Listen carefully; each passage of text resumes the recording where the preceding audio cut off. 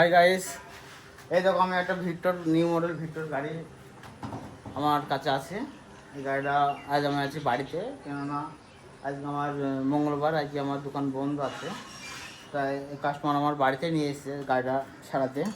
তো আমি এইখানেই সারাচ্ছি গাড়ি আমার বাড়িতে। এইটা আমার ভারী, তো বাড়িতেই সারাচ্ছি।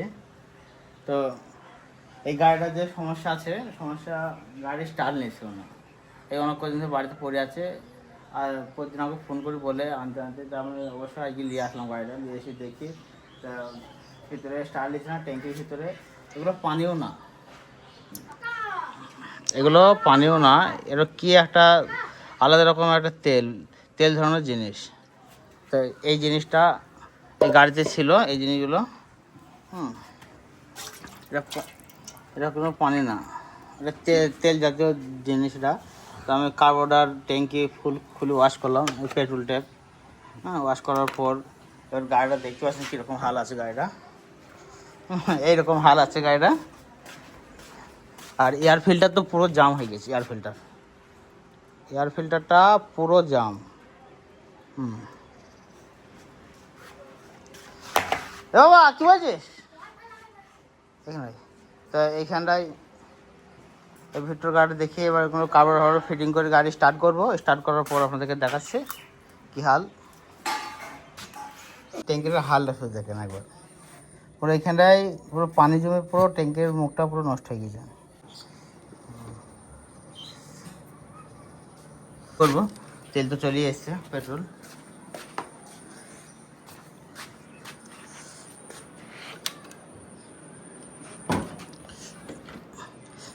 কি গাড়ি মারা, এক লাঠি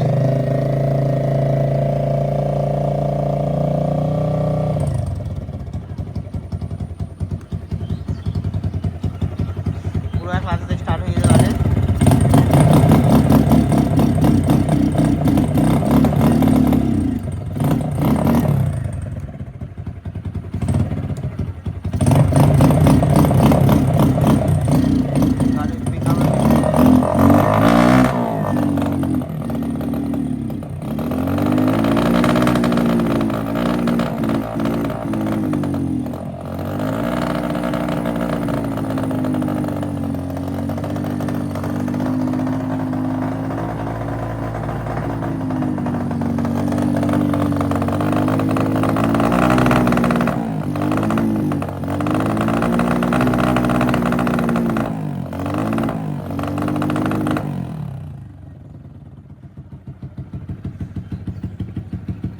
গাড়িটা ফুল পিক আপ দিয়েছে না, পিক আপের একটু সমস্যা করছে, গাড়িটা টিউনিং করছে গাড়িটা।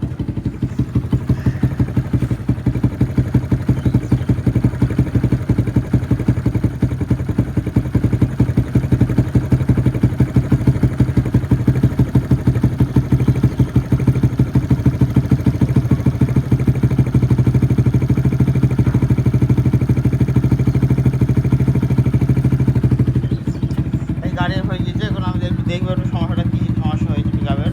আগে এয়ার ফিল্টার লাগাই, এয়ার ফিল্টার লেগে দেখবো। জামাইয়ের দোকানে এসেছি একটা পার্টস দিতে, একটা এয়ার ফিল্টার তো পেয়ে গেছে অরিজিনাল, তো এটি লেগে লাগাবো।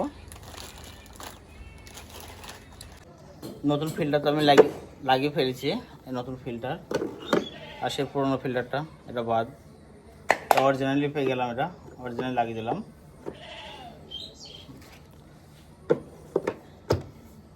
গাড়ি একটু আপ ডাউন করছে, দেখি এয়ার ফিল্টার লাগিয়ে আপ ডাউনটা ঠিক হয়ে গিয়ে, যে না ঠিক হয় আবার একটু দেখতে হবে।